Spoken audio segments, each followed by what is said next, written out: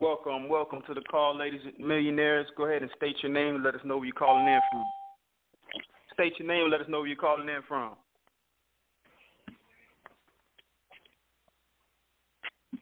San Francisco, California. Welcome to the call.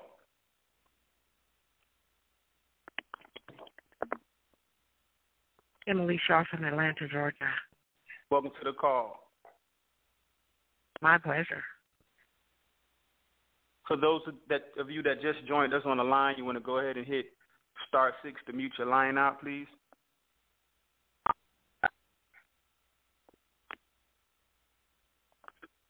Also, you guys want to go ahead and get into a quiet place. Hopefully you guys have a pen and a piece of paper and get ready and prepared to take some copious notes today on this call. Welcome to the call. State your name. Let us know where you're calling from. Yo, it shows me from Virginia. Welcome to the call. And no problem, man. You know, I had to listen in and see what's going on. Okay, I'm glad you joined us today, Millionaire. Oh yeah. You want to go ahead and hit *6 to mute your line out? *6? Yes. All right. Thank you.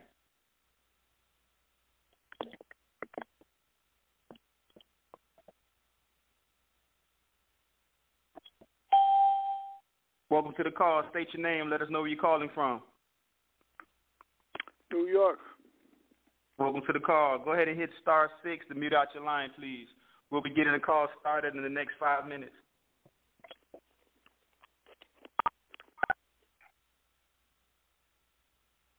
Again, for those who just joined us on the line, make sure you have a pen and piece of paper and get ready to take some copious notes today on this call.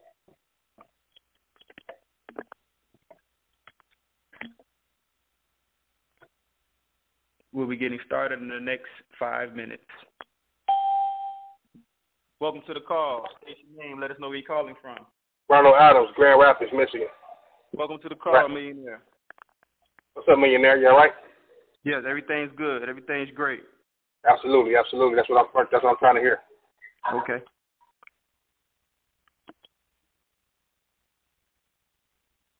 Again, those of you that just joined us on the line, if you didn't get a chance to state your name, let us know where you're calling in from, go ahead and do so. Welcome to the call. State your name, let us know where you're calling from. Lawrence calling from Chicago, Illinois. Welcome, Millionaire. Welcome.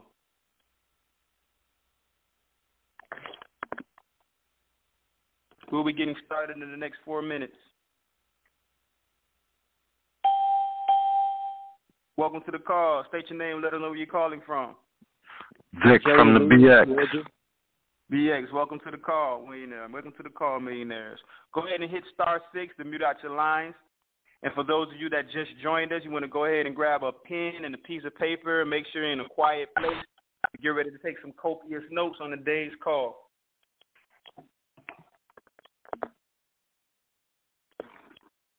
We'll be getting started in the next 3 minutes. Welcome to the call. State your name. Let us know where you're calling from. This is Nora from PA. Welcome, Millionaire.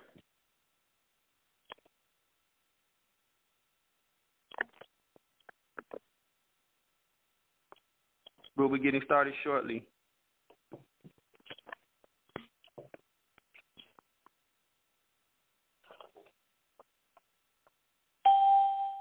Welcome to the call. State your name. Let us know where you're calling from. Crystal Brinkley, Houston, Texas. Welcome to the call. TX. Welcome, Millionaire.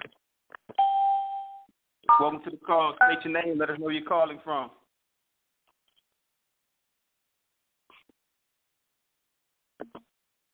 We'll be getting started in the next couple of minutes.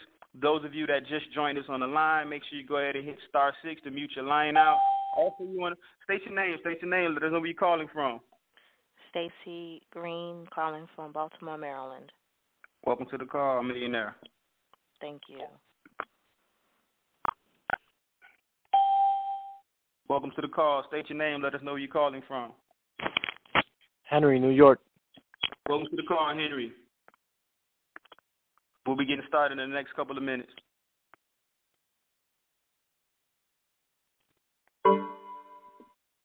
Again, those of you that just joined us on the line, go ahead and grab a pen and piece of paper. Make sure you're in a quiet place. Take down some copious notes. Welcome to the call. State your name. Let us know where you're calling from. Caesar. Capitol Heights. Welcome to the call, Millionaire. We'll be getting started in the next minute. Welcome to the call. State your name. Let us know where you're calling from. Welcome to the call.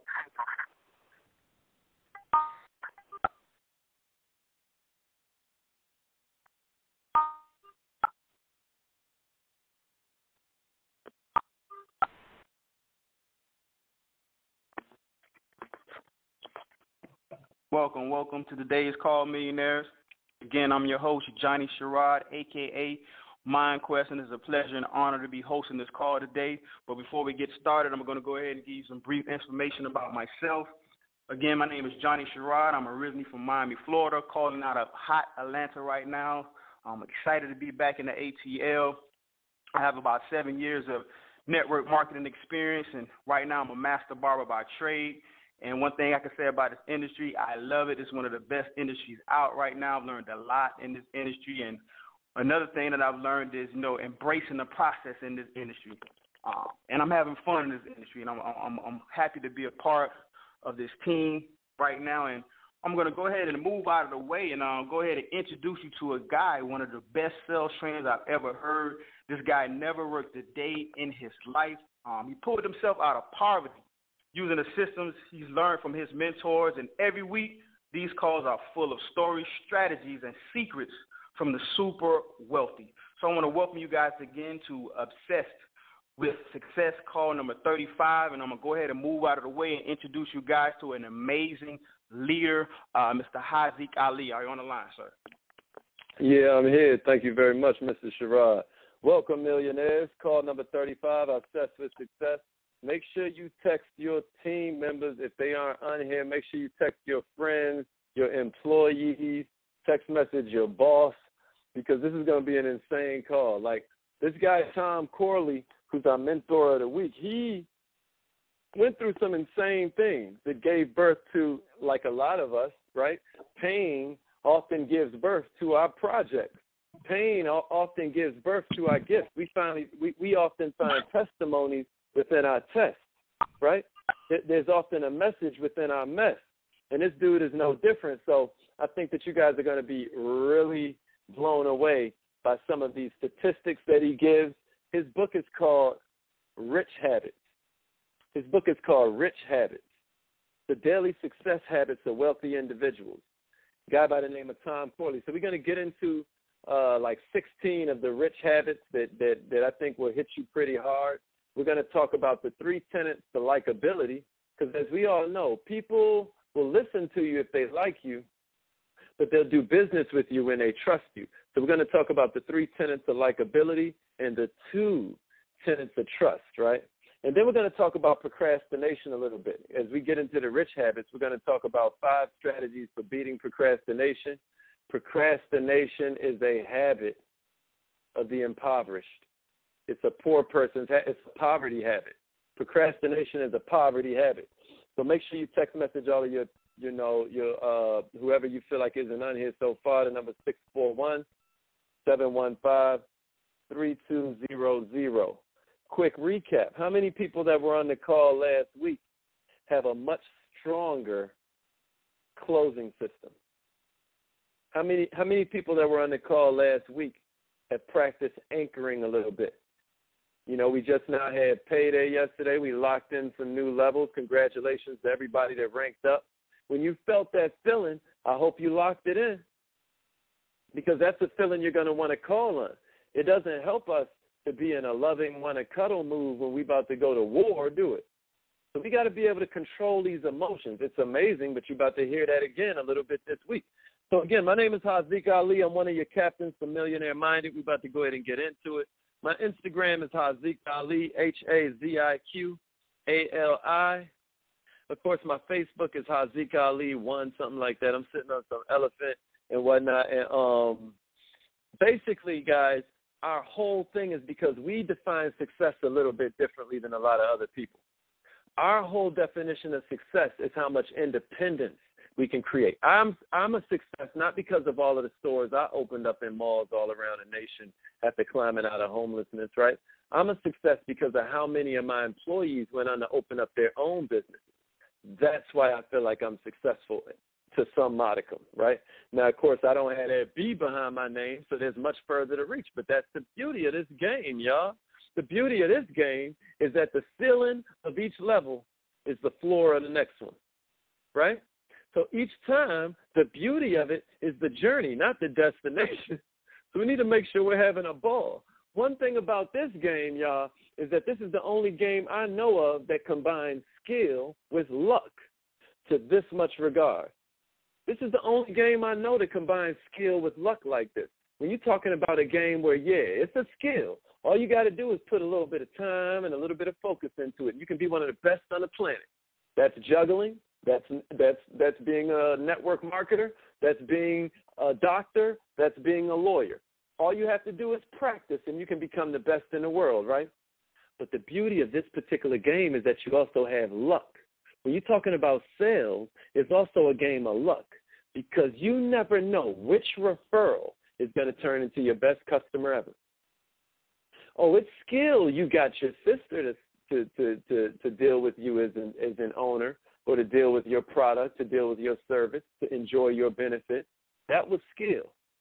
But who she goes on to tell about it because you did such an exceptional job, because you're doing such an exceptional job of alleviating the exact stressors that she named to you, oh, man, that's where the luck kicks in, baby. So then, with the skill part, let's look at some things that we can do, since we know, good luck is when preparation meets opportunity. What are some things we can do to prepare ourselves so that we hit wealth? Write this down, y'all. Discipline is an illusion. It's really all about your habits. Discipline is an illusion. It's really all about your habits. So let's look at some of these people. Everybody that he considered wealthy are those that are making $3 million and up, a net worth of $10 million or more. Everybody he considered poor were at the $35,000 mark per year. Ladies and G's, $35,000 a year is $5,000 below the poverty line, according to the latest statistics from the Labor Bureau and Statistics. Okay, so this dude, Tom Corley, was 9 years old. I guess it was about 1970. And what changed his life is that his parents went from rich to, bedrock poor overnight. A warehouse fire, if you can believe it. He was 9, and he was in between that age of 2 and 12, right, where we form all of our viewpoints of the planet, where we begin to decide how much money am I supposed to make at this age anyway? What is a father? What do I do when I get angry? What is love? What is greed? What is danger? Right? This is where you're naming all of these definitions. Well, when he was 9, his parents, he calls it random bad luck, they lost everything they own in a warehouse fire. His daddy spent the next X amount of years fighting the insurance companies. They got pennies on the dollar, and they struggled the rest of their life. But this turned him on his ear because from that point on, he thought that wealth and he thought that poverty were both the providence of luck. Whether it's good luck or bad luck, he thought that wealth and poverty were all, because what else conclusion could he draw? Clearly, overnight, his family went from being worth about $3 million, which in today's money would be about $20 million, to being broke overnight. But as he began to study other great people, he came upon a mind-blowing revelation, and that is that wealth has nothing to do with luck. It's a two-step process, first of all. It's 1, making it, and 2, keeping it. That's why I love the company I'm involved in, because this isn't telling you about no dream you can buy. This is telling you about a dream you can realize. Ladies and G's, daily habits are the cause. Wealth and poverty are the effects. Wealth and poverty have nothing to do with random luck and everything to do with your habits. So let's get into it a little bit. Well, 18% of these wealthy people were senior execs at a large company, but 63% were small business owners, guys. 13% of them were salespeople, but virtually all of them are influencers. 53% took some risk in search of wealth. 91% were decision makers at the place where they make their money. 86% worked more than 50 hours a week. Come on, guys. Come on, guys. Not that 40-hour work week with a lunch break in there. I just got to stop on that one for a second, because a lot of us want Donald Trump results while we taking Fred Sanford naps. 27% of them failed at least once in business. And, of course, we know that number is much, at least once, right? Right. 80% were focused on one major goal for a year at a time. 75% learned from either parents. The rest learned from books, career mentors, teachers, or just the school of hard knocks. Guys, that's why you always notice wealth stays in certain types of cultures, because their parents are teaching them from day one. If your parents couldn't, it's not that they didn't love you. They just can't give you what they ain't got. I hope that makes sense to somebody. 88% of these wealthy, they read for 30 minutes a day, just for learning. Just for learning. 54% of them are eternal optimists. They classify themselves as eternal optimists. You know the kind I mean. You know, the milk spills, at least the cow ain't dead, right? The glass is always half full. What can you do to change some of these things? But these are simple fixes. We're going to get into it in a minute. 67% watch less than an hour of TV. 67% watched less than an hour of TV. 94% save 20% or more of their income. You know what I always say in my presentation? When a rich person sees a Benjamin Franklin, they don't see no $100 bill. They see a what? A $80 bill. Because they always pay themselves first. 94% are saving 20% or more of their income because they know what? If you ain't got no seed money, you ain't going to have no produce. 81% maintained a to-do list. We're going to get more into that in a minute. 44% wake up 3 hours or more before their workday. 89% slept 7 hours or more each night. Sleep is super powerful for your neurofunctioning, which again, this is all about how our mind can interact with our environment. How quickly, how sharp can we be? Will 89% slept 7 hours or more each day. 76% exercised aerobically 4 times a week. 63% of the rich listen to audiobooks. That's what you need to know about certain of these habits, y'all. If you're already doing good and you're neglecting some of these habits, it'll catch up to you. Don't worry. And if you already know that you're doing what, just integrating these habits are just going to push you further, faster. And if you're not using these habits, then guess what habits you're using? Maybe we want to use rich habits instead of poor habits, huh? Out of the people that he interviewed, for 63% of the rich to listen to audiobooks, but only 2% of the poor? Whoa. I mean, I don't know what else can be said. Ladies and G's, we got to stop caring about so much we got to stop caring so much about Future the rapper and start thinking about Future the adjective.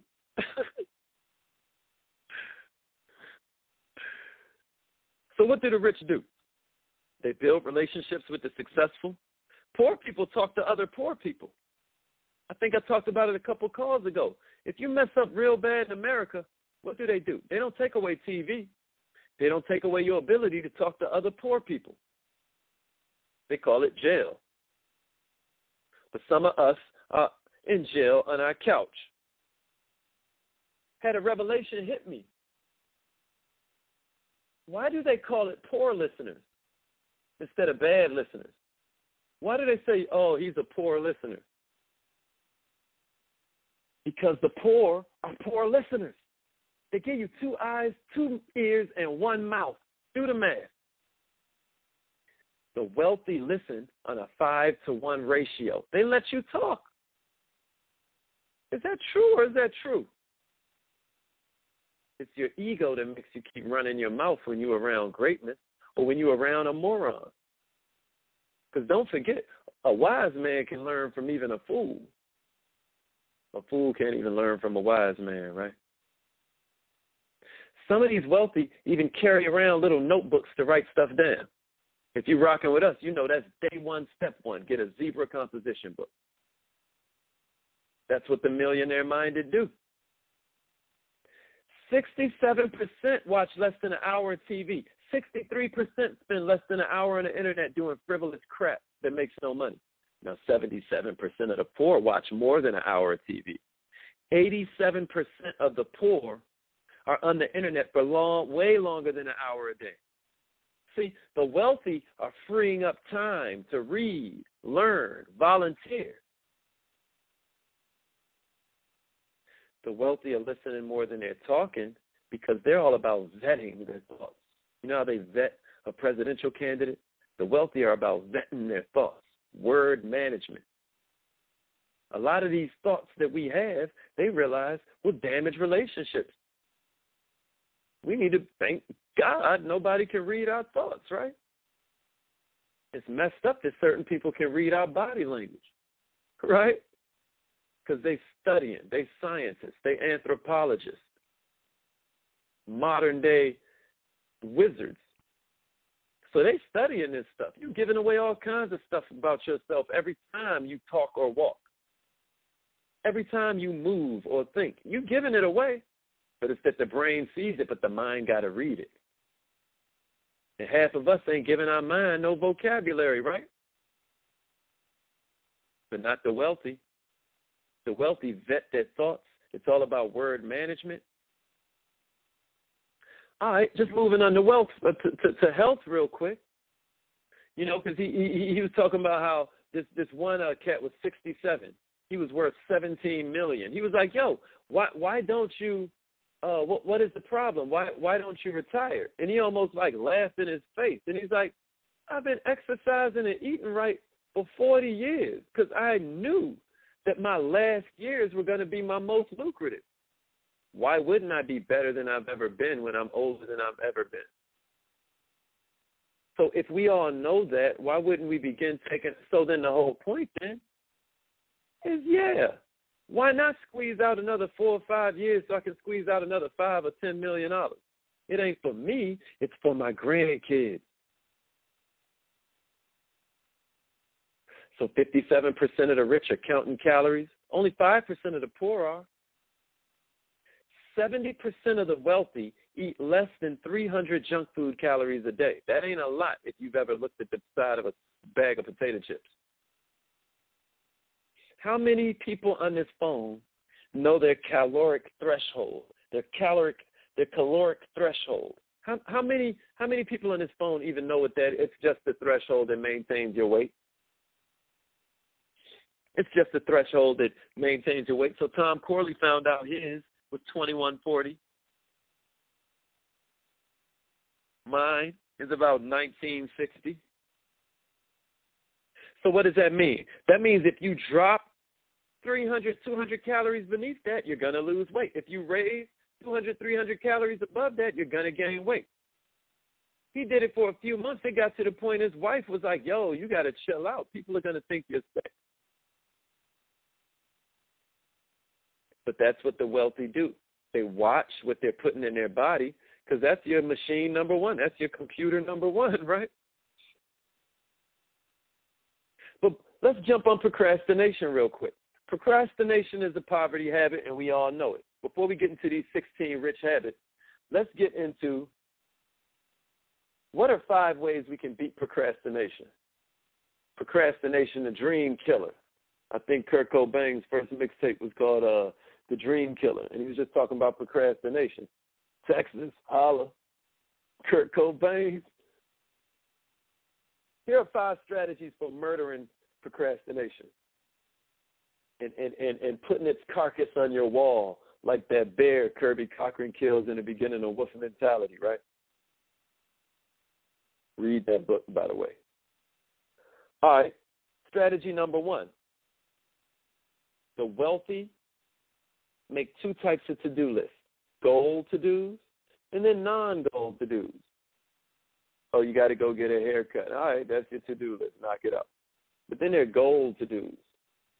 If you are really intending on being who you say you are, there are certain things you need to be doing every single day. It's nothing but a math problem. If you're telling me that you are a business owner, but you spend X amount of time at work, then X amount of time watching TV, then X amount of time playing video games, maybe you aren't a person with a job and a business on the side. Maybe you're somebody with a job and a video game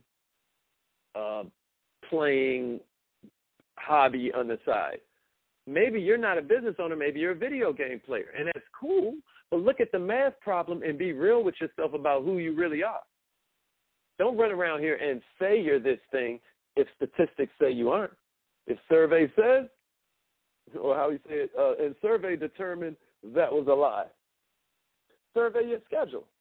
And you need 2 sets of to-do lists. One is for goals, one is for non-goals. The second one, the daily 5. Certain things, again, are going to be unrelated to your goal. Well, the daily 5 is about those 5 things that you know deserve top priority. We've talked about this on past calls, but sometimes the whole goal is to write out your day in advance. Now, that just sounds like a simple sentence I just said. Some people will never even listen until they hear that 10 years from now. I just gave you the biggest jewel ever. Write out your day before it happens. Write it out into 5 different things you know you're going to knock out. Whole story about that I won't get into right now so I can keep us on time. Number 3, setting and communicating artificial deadlines. The wealthy are excellent at setting and communicating artificial deadlines. I'm talking about you can watch this habit flow through anybody you observe. I watched a brother named Rico McDaniels who does these sort of like personal development courses and whatnot. And he laid it out. He was like, yo, right after this big conference in Utah, we're going to do 3 on the same day. Now, they didn't hit 3, but they hit 2. They hit 2. It's setting and communicating artificial deadlines because it elevates it to a promise when you start telling people you care about and they care about you. Now, you don't promise them a certain thing is going to go down. We got to make it happen. Number 4, accountability partners. What can you do to gather up with just a coach or a mastermind group that's willing to hold your feet to the fire? They don't care if you curse them out. They know that you're doing this to make them be who they said they was. Number 5 is do it now affirmation. Kind of feeds into number 4, but we hate to admit it, nagging works. That's why I tell y'all, half of y'all are mind, effing yourselves because you're telling yourself that you're being a nag because nobody taught you what leadership was. Nah, man, you're being a leader. The difference between nagging and leadership is that leadership has a vision attached to it. Nagging is some day-to-day whining. Leadership is solution. If you're calling this person for the 3rd time and they didn't pick up, you're not nagging them. They the one that said that they wanted to. Listen, if they're qualified, it's spam unless there's a plan. But at the moment you have a plan and you've qualified them, because you're doing PQS3, you asking them the questions to uncover their needs. Oh, man, from that point on, you are a leader. You know how you nagging them and they the ones that said they wanted to win. No, you're reminding them like any coach does. If it's called nagging, why do we even need coaches? Why do we even need those locker room talks?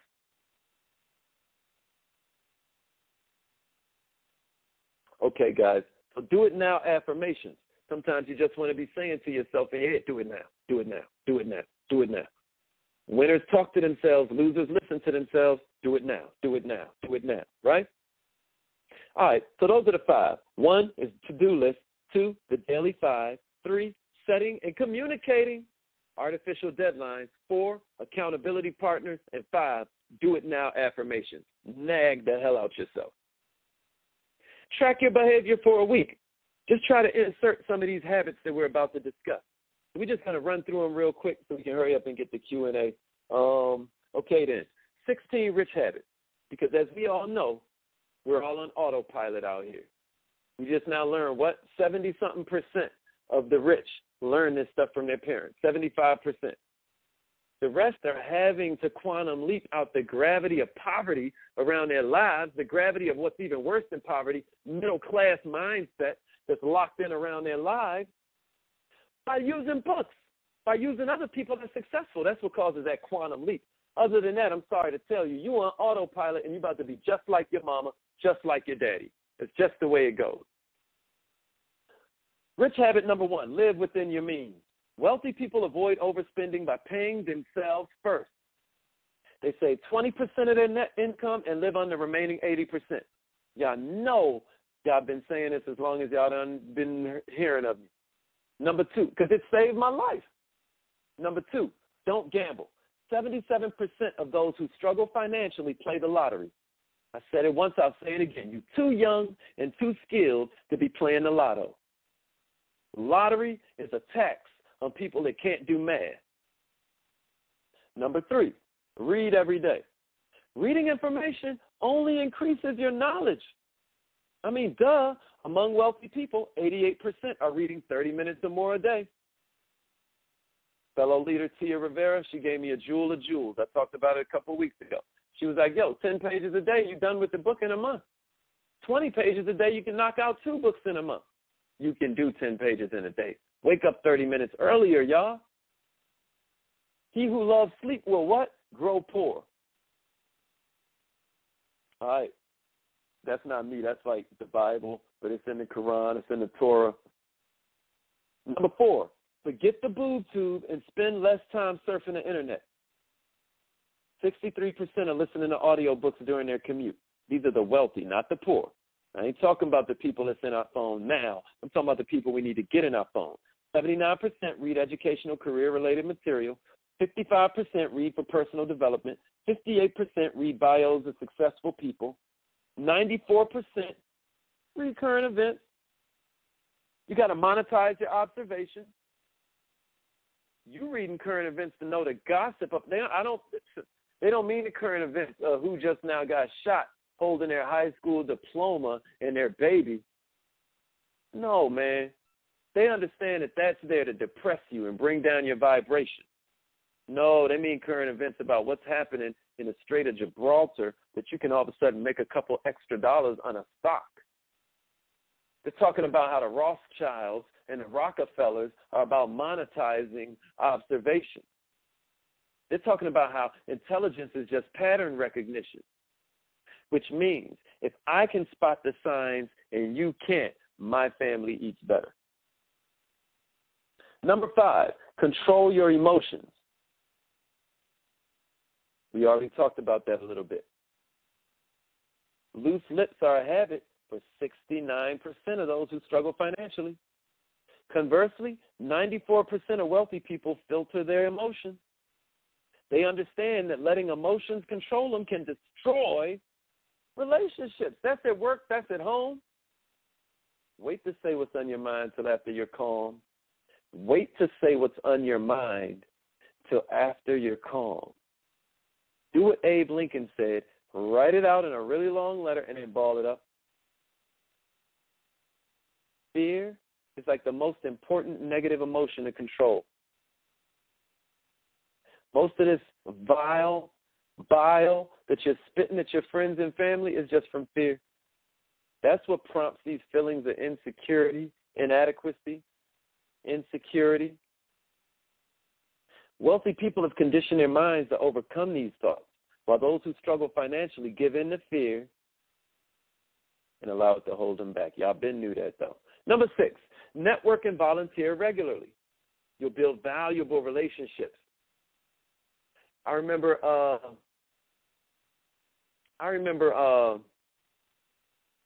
this TED Talk. He was an agriculture guy, actually, Ernesto Cerali, right? And he was talking about how back in the 70s, he wanted to help out in Zambia, this country in Africa, and he was helping them to grow tomatoes, right? So he goes hard.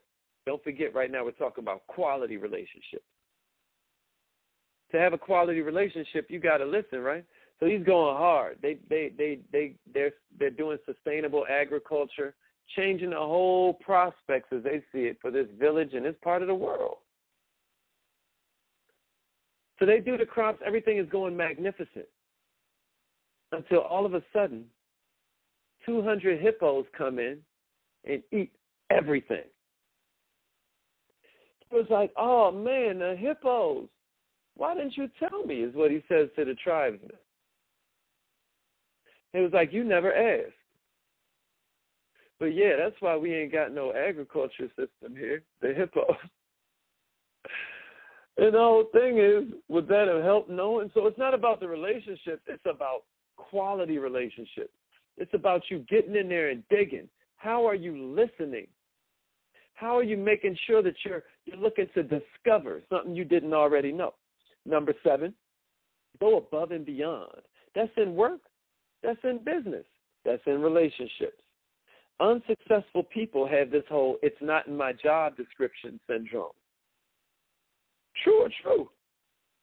How many poor people you know always talking about what ain't in their job? Well, that ain't in my job. Consequently, guess what? It never does become their job. You got to dress, act, walk, and talk for the job you want, not the job you got. Wealthy individuals always make themselves invaluable to their employers, to their customers, to their ladies, to their dudes. That's how you keep a relationship, right? You make yourself invaluable. Is that the simplest thing you done heard all week? What are you doing to become invaluable to your teammates so they don't disappear? Successful people work really hard to achieve mutual goals of their employers or their businesses. We're going to get to likability and trust in a minute. Number 8, set goals, not wishes. You cannot control the outcome of a wish, but you can control the outcome of a goal. Every year, 70% of the wealthy pursue at least one major goal. Only 3% of those who are struggling do this. Number 9, avoid procrastination. While we're on that same, I promise all 16 of these seem like they're saying the same thing over and over again. Not really, but sort of, right? Number 9, avoid procrastination. Successful people understand that procrastination impairs quality. It creates dissatisfied employers. Y'all already know. We just now talked about that. Number 10, talk less and listen more.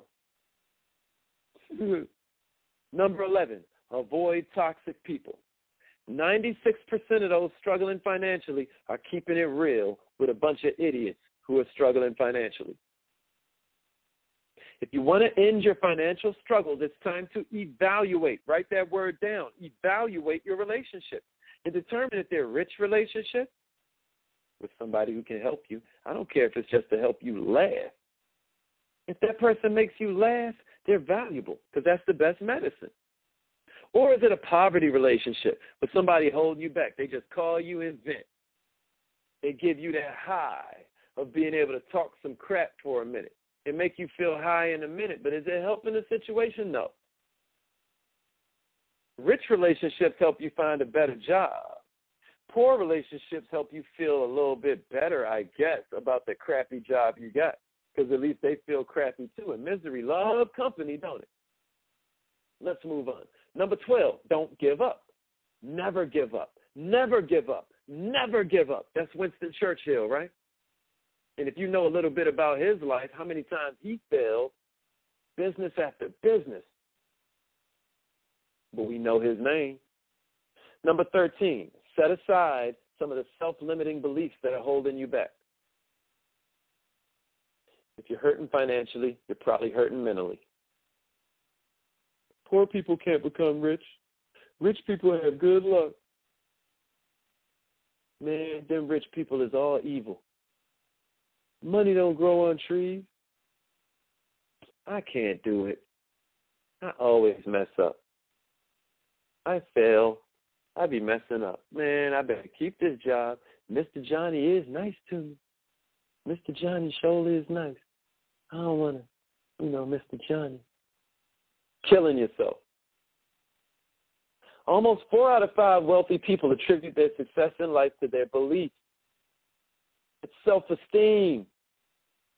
Read Napoleon Hill. Read Dale Carnegie. Read John Maxwell. Read Jim Rohn. Read Maxwell Maltz.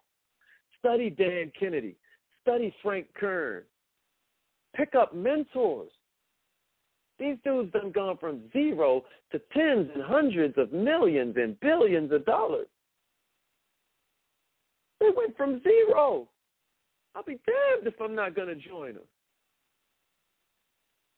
Number 14, then, on that note, get a mentor. Among the wealthy, 93% who had a mentor attributed their success to that person. Mentors regularly and actively. Quick question. What's the purpose of a coach? Yeah, y'all know if y'all be on these calls, I always talk about how a leader's job is to change the future. You're a time machine for your followers. Okay, cool. Well, that makes sense because we know a change in direction is a change in destination. We know information changes situation. So that's all good. But functionally, though, what's a coach's job if he's looking at the football field? Tell me if I'm wrong, but if you're there on the field, you can't even see the right side is weak. You can't even see these holes in the defense. You need somebody that's looking at the whole field, true or true. You need a mentor. Number 15, eliminate bad luck from your vocabulary. What do the poor say? They always talk about luck and they be waiting on God. Let me tell you something. A lot of times God waiting on you. It's like a chessboard. You waiting on that other person to go, that other man to go. You waiting on God to go, and it's your go. Eliminate the word bad luck from your all hustle, no luck. All organization, no luck. All wisdom, it ain't just faith. Faith and wisdom are two different things. Faith is not a substitute for wisdom. Poverty habits repeated over and over are like snowflakes on a mountain. In time, the avalanche is coming. A preventable medical problem, a failed marriage, a broken business, a bankruptcy. Ain't none of them things happen overnight. Stop looking at it like luck when it is skill. Number 16, know your main purpose. Y'all knew it was coming. Every call, if we don't mention the why, I promise you, it ain't even a real call about no type of success or strategies or secrets or stories. Not from the best that ever did it. Anytime you're talking about the best who ever did it, you're talking about they know their main purpose. Pretty easy, y'all. Y'all know what I always say. If you want to know your purpose, all you do is add up passion plus service. What do you love to do? How can you use it to help people? Bingo. That's what you're on the planet for. Real simple, and I know I'm not a billionaire yet, so people barely. I was talking to somebody in my inbox earlier. He's like, man, you done changed my. He's like, man, a multi-millionaire just now taught me the exact same thing you said.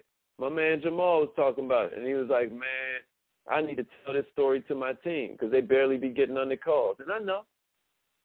I might have only been in network marketing since January, but I've been an entrepreneur my whole life. That's all I know. So there's certain things that I'm picking. So those are the 16 rich habits. According to Tom Corley, the name of the book of the week then is Rich Habits, The Daily Success Habits of Wealthy Individuals. Tom Corley. So let's get into this real quick before we end this call for this week. I feel like you guys know already. People like you, they'll listen. But if they trust you, they'll do business with you.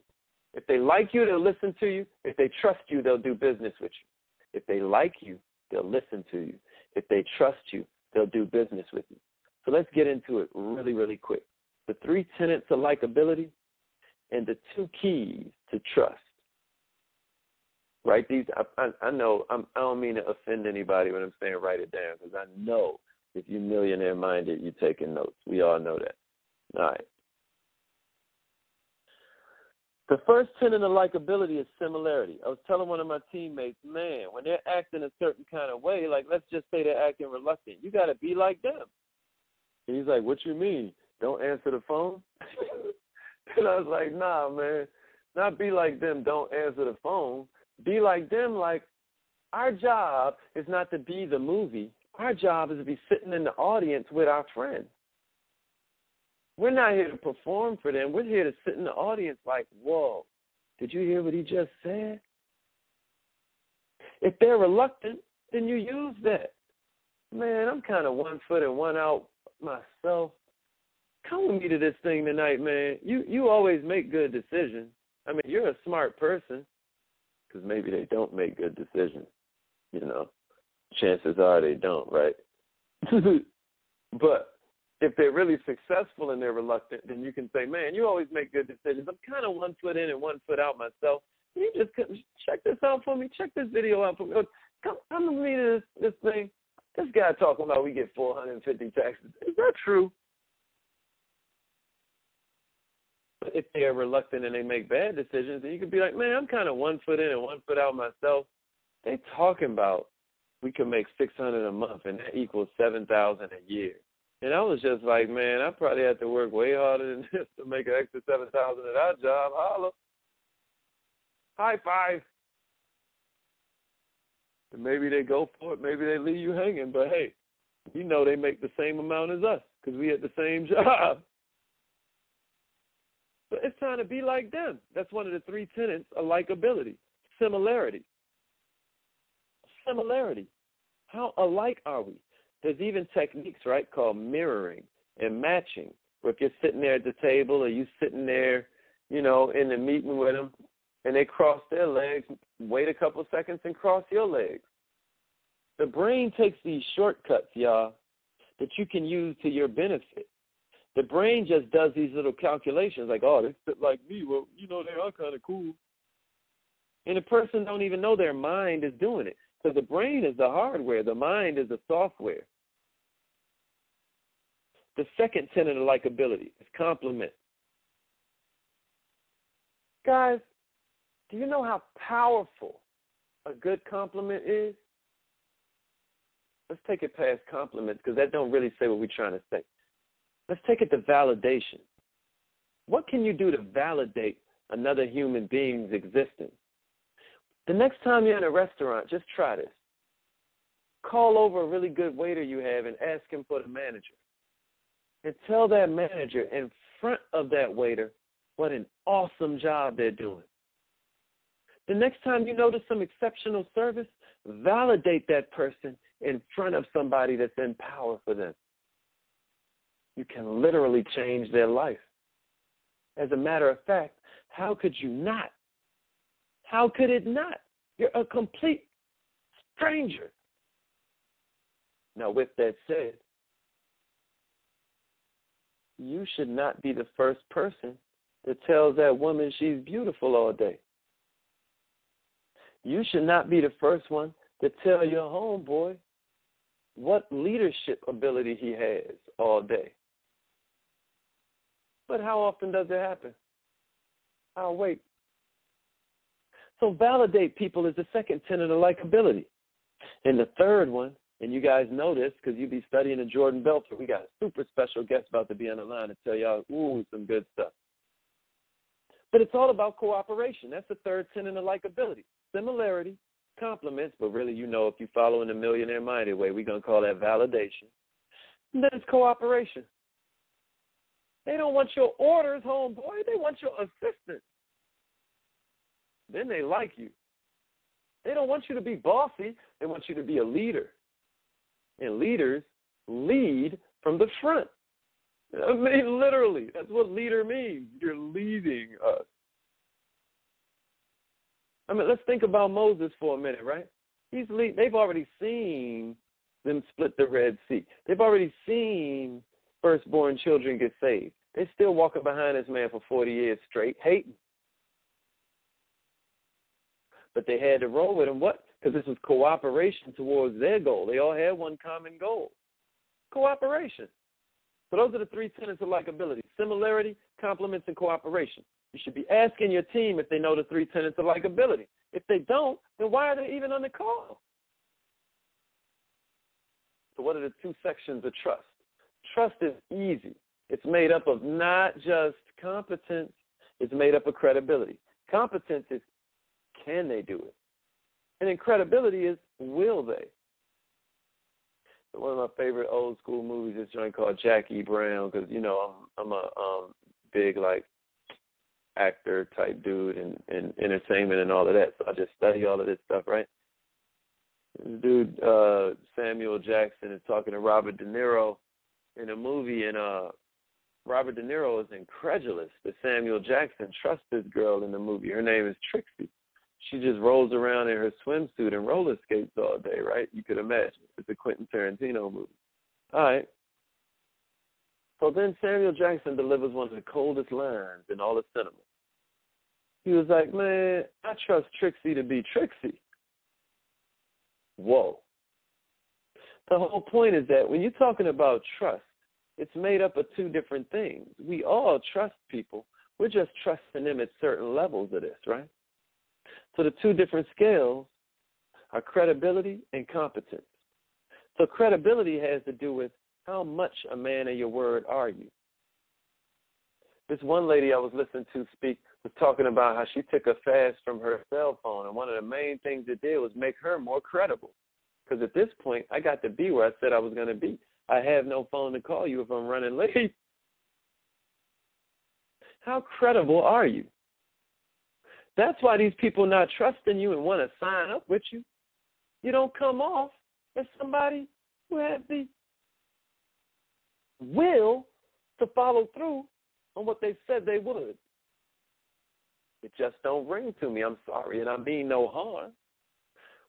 But you have no credibility with me. And then the other half of that is competence, which goes back to skill. How competent does this person seem like they are for me to get where I'm going? Hey, Kevin, I hope you're there, man. I'm about to bring you in just a second. Man, how competent are you for reaching your goals? How competent can you be when it comes to handling a situation with a high caliber level of acumen? Well, at the minute that you perceive yourself as an expert, the minute you do what it takes to separate yourself from all of the morons running around out here, especially if it don't take nothing to get in your particular business. Like in mine, it only costs $99. So with that said, right, any moron can join. It's cheaper than some Jordans. And you've never looked at a person that could afford some Jordans and been like, man, they must be a genius. Well, that's how it is in my particular company. Well, let me tell you something.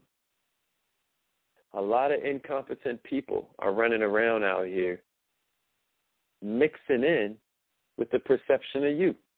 You got to separate yourself. And it all comes down to how much can you allow them to trust you. So again, the 2 sections of trust are credibility and competence. Hey, Kevin, you there? Star 6, Kevin. Y'all know that I've been preaching this Jordan Belfort thing for a few weeks. It's the coldest sales system that I've ever heard of. I've never seen nothing even close to it. And, you know, a lot of you guys have gotten it. If you don't already have it, then hit me on haziqali@gmail.com, haziqali@gmail.com, and we'll get it on. So if you push star 6, Kevin, you can unmute yourself. Push star 6 on the line.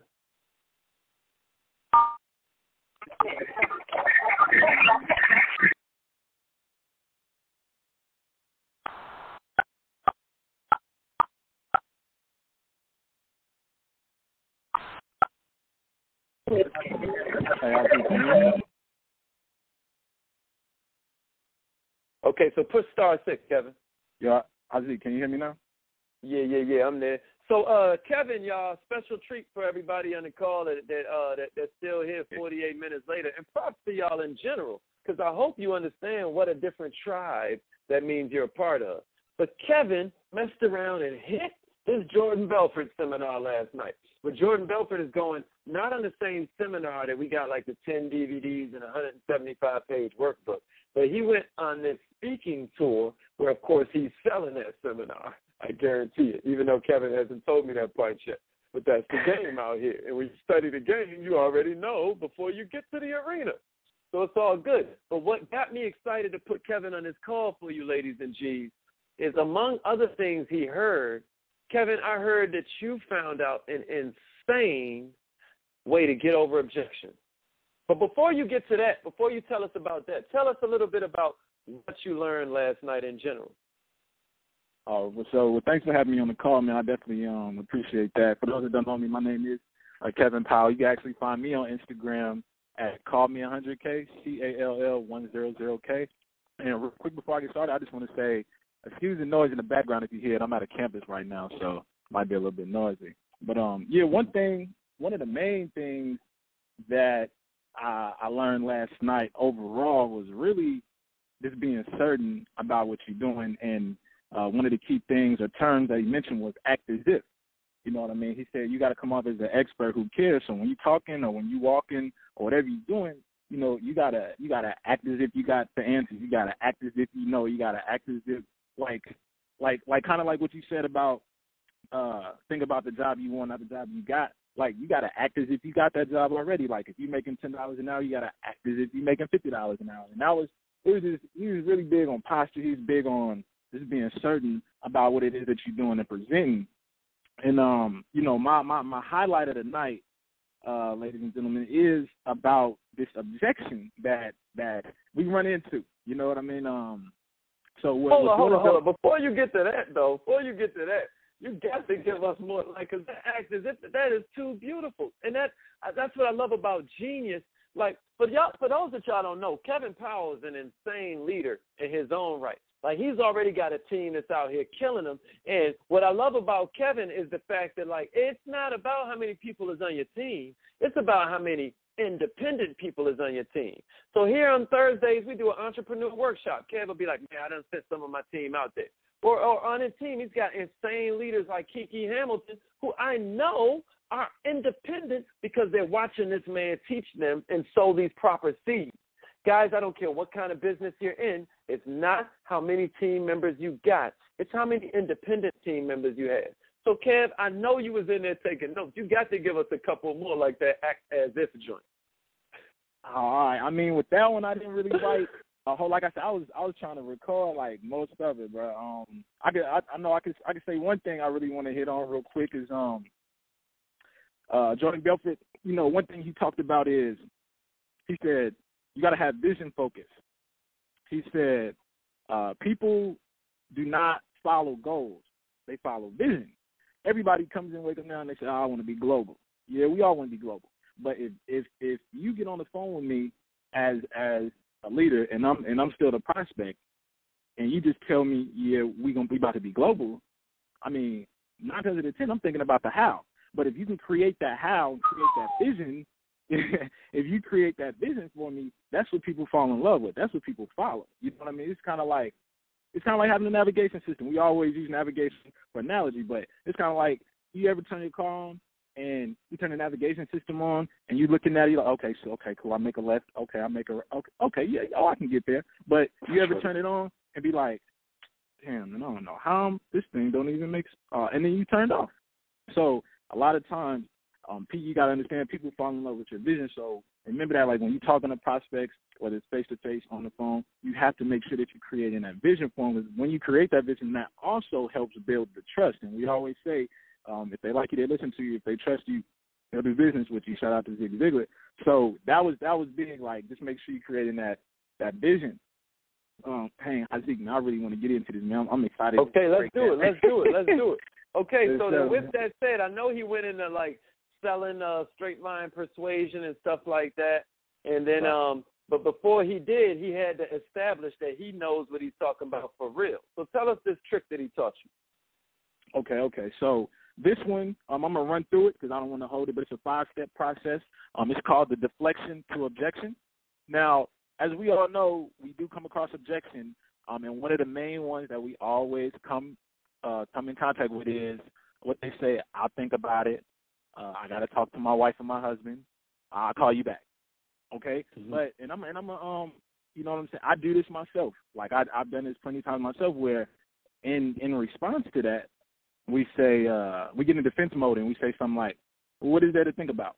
And we try to press them and say, what is there to think about adding an extra 600 to 1,000? Like, he was like, don't do that, because what that does is that kind of breaks the rapport. And so here's the 5 steps to that objection. Now, when that person says something like, I'll think about it, or I'll call you back. And real quick, let me just back up real quick. It's 3 key elements when you're going into this process, 3 key elements. And these elements, you want to make sure they're called the 3 10s. And when I say 10, I'm talking about 10 as in like, hell yeah, I'm about to sign up right now. 0 meaning like, get off my phone, never call me again. Okay? So it's called the 3 10s. The 3 10s is this.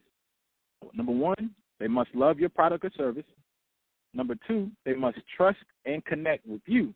And then number 3, they must trust and connect with the company.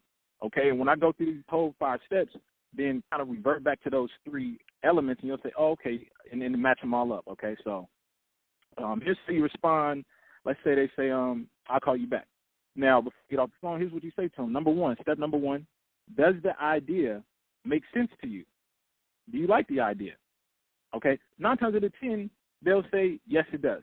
They'll say, yes, it does make sense. Yeah, I do like the idea. Okay? Step number 2, you say, well, the true beauty of the product is, and when you say that, now it's time to zero in on their needs and their pain points. When I say pain points, I'm talking like when you get on when you qualifying them and you figuring out their why, and they say, yeah, I can use the extra 600 to 1,000 because I haven't been able to put my kids in daycare because, you know, and Ray been having to watch them every time I go to work. Like, that's a pain point because, like, I really want to have money to put them in daycare. You got to hit on that, like, in the chest where it hurts. So you want to zero in on that. So whatever product was their favorite, whatever it is, you have to zero in on that and zero in on the pain point, okay? Step number 3, and you have to say this with the proper tonality, too. And when I say that, I'll give you an example. Step number 3 is you say, you see what I'm saying? Okay, because you just told them about the product and you zeroed in on their needs, but you can't just say, you see what I'm saying? Because they're going to respond like, yeah, right? But you got to be like, you see what I'm saying? And 9 times out of 10, I'll be like, yes, definitely, I get it now. Okay? And then response number 4, you say, exactly. It's perfect for you.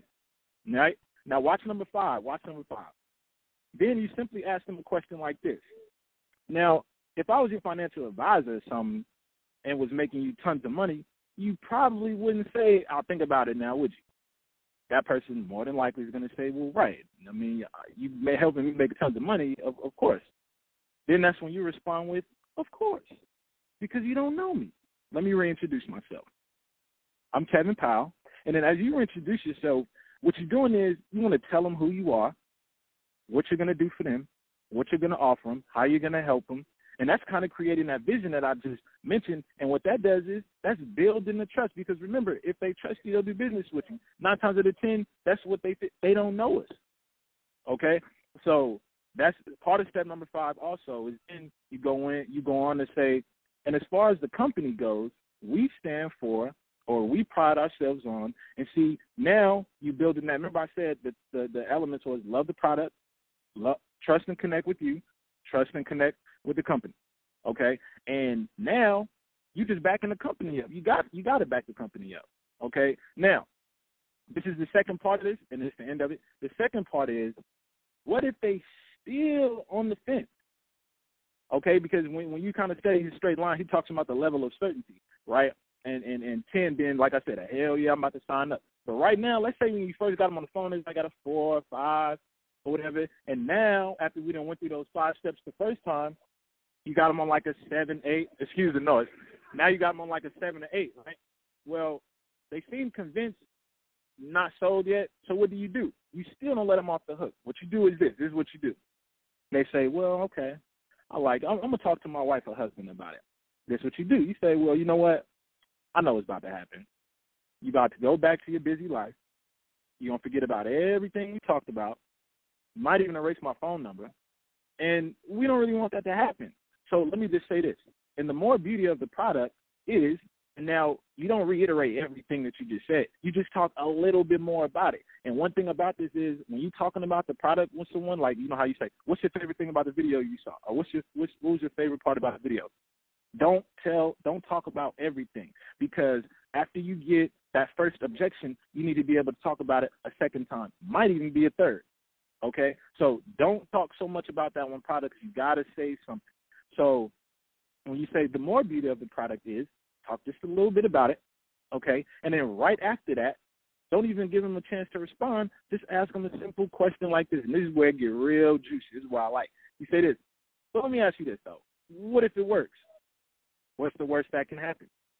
What if, now when you get into these what ifs, now you are starting to paint a big positive picture for them.